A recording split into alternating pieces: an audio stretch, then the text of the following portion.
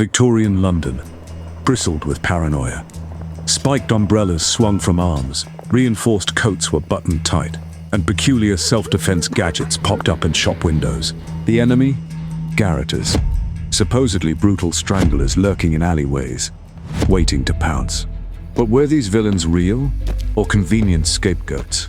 Join me as we uncover how fear was carefully crafted and wielded like a weapon, revealing a chilling conspiracy that kept an entire city on edge. Picture this, cold fog curling around your boots as you navigate the slick cobblestones of a narrow London alley. Every shadow twitches with menace. You've heard the stories, a sudden grip around the neck, a hand muffling your cries, deft fingers vanishing with your watch. It's not just fear, it's a weight in your gut.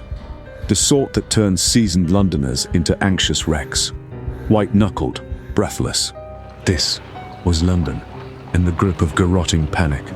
A city not just plagued by crime, but consumed by the idea of it. To understand this hysteria, we must first picture mid-19th century London, an expanding metropolis drawing in rural migrants and foreign laborers. Industry boomed, but poverty surged alongside it. Overcrowded tenements, refuse-clogged alleys, entire families crammed into single rooms, while a fledgling police force struggled to maintain control.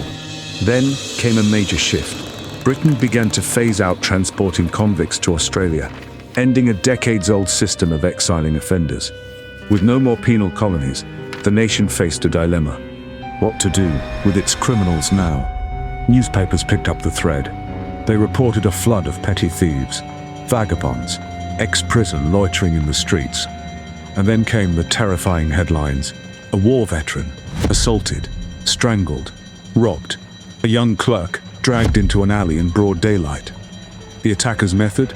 Quick, silent throttling. It was given a name, garroting. The stories caught fire. The Times warned that no corner of London was safe. Letters poured in from terrified readers, near misses, second-hand tales, whispers of loved ones too frightened to leave the house. One reader even asked, should Londoners just stop going out after dark? It was hysteria in ink. Entrepreneurs jumped in. Cravats advertised as garroting proof. Umbrellas with hidden blades. Walking sticks tipped with spikes. Self-defense became fashion. And who were the enemies? The media painted them not as desperate pickpockets, but as a criminal class. Professional predators from London's underbelly. Organized. Remorseless. The term hardened underclass gained traction. It wasn't just your wallet at risk anymore. It was your very safety and civilization itself. But here's where it gets strange. Historians digging through police records found no evidence of a violent crime wave. Petty theft remained the dominant crime. Reports of physical assaults, sparse. The panic was real, but the numbers didn't back it up. So why did the public believe it? Because garroting, as a story, was perfect. Visceral, dramatic, terrifying. Unlike simple pickpocketing, it involved violence. It played on primal fears. And the press? They didn't question, it amplified. The more blood-curdling the tale, the more papers flew off newsstands. It wasn't long before some people began asking, who benefits from this? Was the panic a natural outgrowth of crime? Or a manufactured crisis, timed just as Parliament debated new prison reforms and calls for stricter punishment? As public fear swelled, so too did the whispers. Someone might be stoking the flames, for reasons far more strategic than safety. Meet Thomas Thorne, a name that echoed through drawing rooms and coffee houses at the height of the garroting panic. Just 23 and burning with ambition, Thorne embodied the spirit of the Victorian press. Tireless, hungry, armed with a pen sharper than any blade. He wrote for the penny papers, where truth bowed to spectacle, and spectacle sold by the thousands. When the first stories of garroting landed on his desk, Thorne didn't hesitate. This was it, the story to make his name. Crimes so vivid, so primal, they practically wrote themselves. A war hero, throttled in the night. A gentleman, stripped of his watch, as his breath was stolen. Each headline dripped with drama. and Thorne wrote them all, chasing terror through the streets of London. He embedded himself with night patrols, scribbled quotes from shopkeepers who claimed to have seen things in the shadows, and turned shaky anecdotes into thrilling front-page tales. His readers devoured every word. His stories didn't just inform, they performed. And Thorne, swept up in the fever, believed them. Every bruised neck, every nervous glance seemed like proof. Every new gadget sold to ward off garrotters only reinforced the reality he reported. Protective collars, spiked umbrellas, the city was on edge, and Thorne was its voice. But cracks began to show. One night, after interviewing a constable, Thorne overheard another officer chuckle. Only thing worse than the garrotters are the folks who imagine them behind every lamppost. It sounded like a joke, but it hit like a warning. Could it all be exaggeration? A city panicking at its own shadow? Doubt crept in. Then it grew. A factory foreman's tale of surviving an attack, unraveled under scrutiny. No bruises, no ripped clothing, just a story that twisted with every retelling. And it wasn't just him. Others folded when pressed. Witnesses forgot, confused, contradicted. The villains began to seem less real, more like caricatures, pulled from the headlines themselves. Still, Thorne wrestled with the implications. Could he have helped create the very panic he was reporting? He'd always believed he was warning the public. But what if he was feeding the fire? The internal conflict deepened. Thorne combed through his old stories, noticing inconsistencies, holes masked by dramatic flair. He remembered the police report that lacked a name, the witness who couldn't be reached. It all seemed so certain then. Now, it looked like smoke and mirrors. And yet, backing away wasn't easy. To admit error was to undo everything he built, his reputation, his career, his identity. But the evidence grew, and with it, a terrifying realization. If the garroting panic wasn't real, someone had made it feel real, on purpose. Which raised a darker question. Who? And Thorne, already entangled, now stood on the edge of something deeper, a mystery far more dangerous than he'd ever printed in ink. While London trembled, Lord Aleister Crowley watched from the warmth of his estate in Belgravia, a man surrounded by mahogany bookshelves, decanters of brandy, and influence stretching across the empire. Crowley was no ordinary aristocrat. He was a shipping magnate, whose wealth had long depended on convict labor. And now, with Britain ending its transportation of prisoners to Australia, his empire had begun to crack. To men like Crowley, fear wasn't a problem, it was a solution. For decades, Crowley profited from a steady stream of penal contracts, moving prisoners overseas to serve as labor. But with the ships idle and reformers gaining traction in Parliament, his grip on power was slipping. Rehabilitation was the new watchword, not punishment.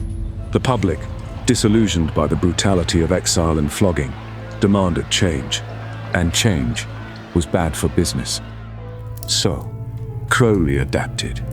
He didn't order stories into print or bark commands from shadowed rooms. No, his influence moved, quietly. A donation here, a favor there, a whispered suggestion to a newspaper editor, an anonymous letter about a fabricated attack. Fear didn't need to be forced. It needed to be fed. And garroting? It was perfect. Crowley's network extended deep. Reporters hungry for sensation, officials willing to look the other way, merchants peddling fear-shaped products like spiked colors and reinforced canes. His associates staged crimes, just convincing enough to be believed. Scuffles in alleyways, bruised necks, missing watches. If the details didn't add up, the panic made up the difference. The press did the rest. Soon, the city's cries for justice grew too loud to ignore. Parliament reinstated public floggings for garroting-related crimes. Crowley, behind the scenes, secured fresh contracts, logistical support, penal equipment, labor management. It wasn't transportation to Australia, but it was close enough. Harsh punishment meant continued demand for the tools of punishment, but the cost, it wasn't his to bear. It fell on London's poor, on the desperate man caught stealing bread, now lashed in public, on the youth whose scuffle became an assault, on families haunted by fear born from ink and rumor. And Crowley, he remained untouchable. For now, because Thomas Thorne, once a believer, now a skeptic, was following the trail. And what began as doubt was quickly becoming something more, a dangerous, unraveling truth that led directly to Crowley's door. Truth doesn't just reveal, it threatens. And for Thomas Thorne, each step closer to it came with growing peril. What began as a journalist's quiet doubt had become an obsessive pursuit. Thorne wasn't just re-examining headlines, he was dismantling them. Interview by interview, file by file, he traced inconsistencies until they formed a pattern. Too many victims with no bruises, too many stories that shifted under pressure. Then came the breakthrough. While combing through old press records, Thorne uncovered something chilling. A financial paper trail linking several crime stories to advertising accounts run by subsidiaries of Crowley's shipping empire. Most of the ads promoted anti-garroting products, collars, canes, even insurance. The timing of these ads aligned suspiciously well with Spike's and Garroting coverage. At first, it seemed like coincidence. But the more Thorne dug, the more deliberate it felt. And then, he found a letter. Folded inside the back of a filing cabinet, a note, penned by an associate of Crowley, to a well-known editor. It read like a thank you, cryptic, but unmistakably appreciative. Paired with the timeline of Garroting stories in that very paper, it pointed to something damning. Cooperation, Thorne realized, with sickening clarity. He hadn't just reported the panic, he'd helped build it. The weight of guilt pressed on him. His articles, his headlines, had fueled a fire that burned across London. People had been flogged, arrested, branded as monsters, many with little or no evidence. And now, as he chased the truth, Thorne wasn't just risking his reputation, he was putting himself in real danger. Warnings came subtly at first. A colleague stopped returning letters. A printer refused to copy his notes. A stranger lingered too long near his flat. Then came the more obvious threats. An attempted break-in. A voice outside his door, muttering his name. Still, Thorne didn't stop. Instead, he planned. He created duplicate copies of his findings, hid them in secret compartments, sent anonymous teasers to rival editors, testing, probing, seeing who might be willing to listen. But Crowley's grip was tight, and Thorne knew publishing the truth would mean crossing a point of no return. The final proof arrived in a ledger, intercepted from one of Crowley's couriers. It listed payments, names, dates, and coinciding headlines. Thorne recognized several recipients. The pattern was irrefutable.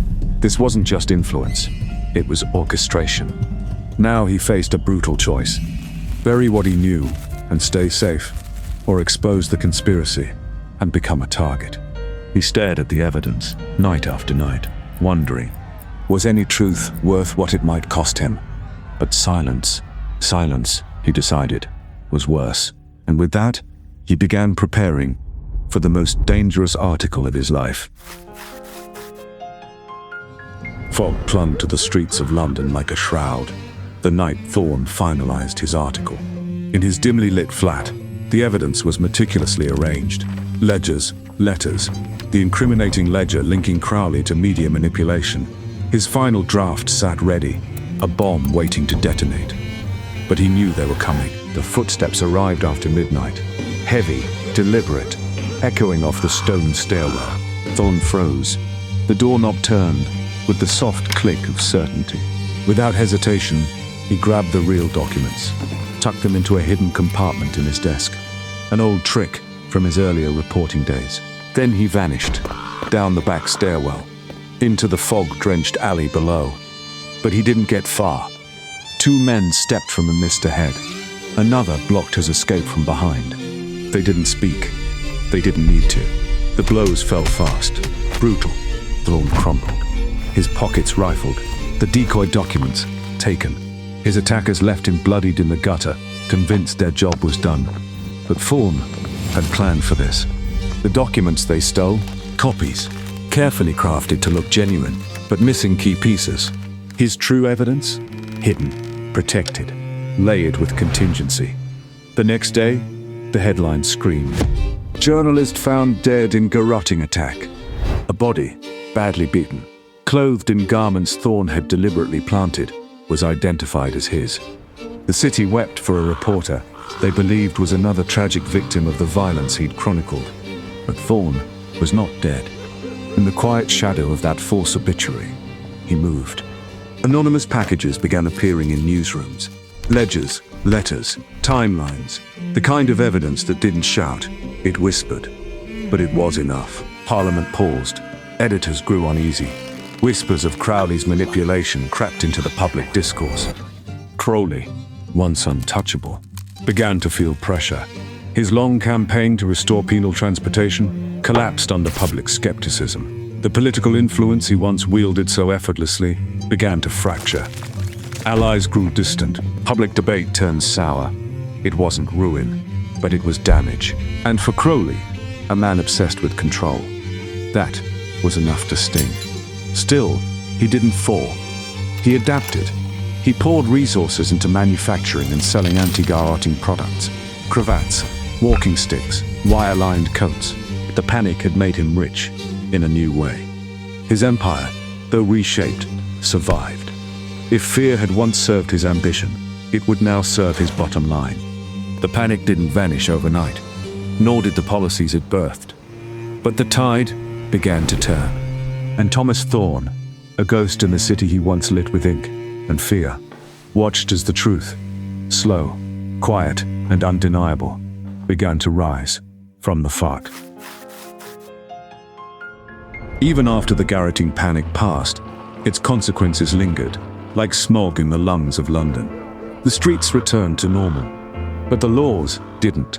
The panic had carved deep scars into the city's institutions, scars still visible if you knew where to look. The Garroters Act, rushed through Parliament during the height of public fear, brought back public floggings for violent crimes. It was meant to deter attacks, but the punishment hit indiscriminately. Petty thieves, poor boys caught in scraps, men falsely accused of garroting, all dragged to the whipping post. The law hadn't cleansed the streets, it had brutalized the powerless. Police power swelled in the aftermath. Officers gained broader authority to stop, question, and detain. While some called this progress, others, especially in the city's poorest wards, saw something else: oppression, masked as order. Trust in the police eroded, especially as it became clear that many garroting cases had never existed beyond sensational headlines. The press, once seen as a pillar of truth, suffered a quieter collapse.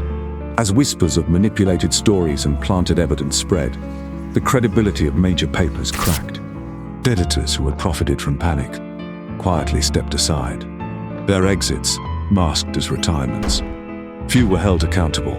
Crowley himself never faced formal charges. His fortune protected him. His name faded from public view, but his influence didn't disappear. It shifted. Crowley's name slowly vanished from headlines, not erased, but folded into the background hum of power. He lost the fight to restore transportation, a political wound he never fully recovered from. But his wealth only grew. The stricter laws his panic had helped enact gave him new markets, garroting collars, defense gear, contracts for enforcement. He had lost ground in politics. But in business, he thrived. But something had changed. The garroting panic exposed a dangerous truth. Fear could be engineered, manipulated, monetized, and once weaponized, it could reshape society. It became a model. In the decades that followed, other panics would rise. Moral crises, crime waves, imagined threats, each one echoing the pattern. A fear stoked, a public reaction, a political result. What happened in Victorian London wasn't just a cautionary tale. It was a blueprint. And while Thomas Thorne never returned to public life, his anonymous revelations changed the conversation. Quietly, permanently, a whisper against the roar. A reminder to anyone who listened. that not every threat is real, and not every fear belongs to the people who feel it most. And here's the question that still lingers, one we must ask every time fear is sold as certainty. Who benefits from your panic? If a narrative is driving us toward tighter control, harsher laws, or scapegoated enemies, who's behind the wheel? Because if fear once built an empire in Victorian London, how many empires might it be building now? The Garroting panic wasn't just a chapter in London's criminal history.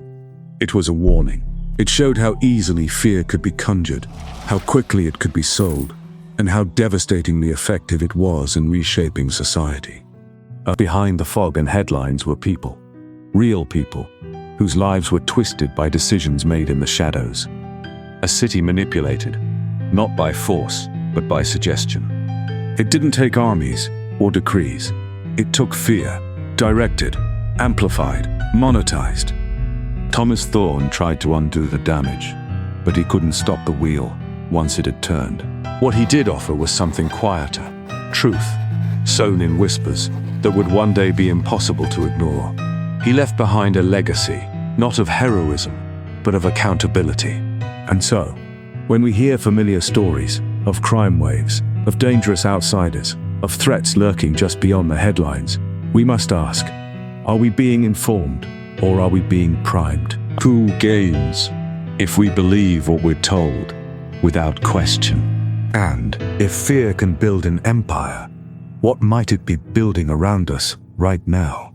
Stay curious, ask more, believe less. Because the past doesn't just echo, it repeats.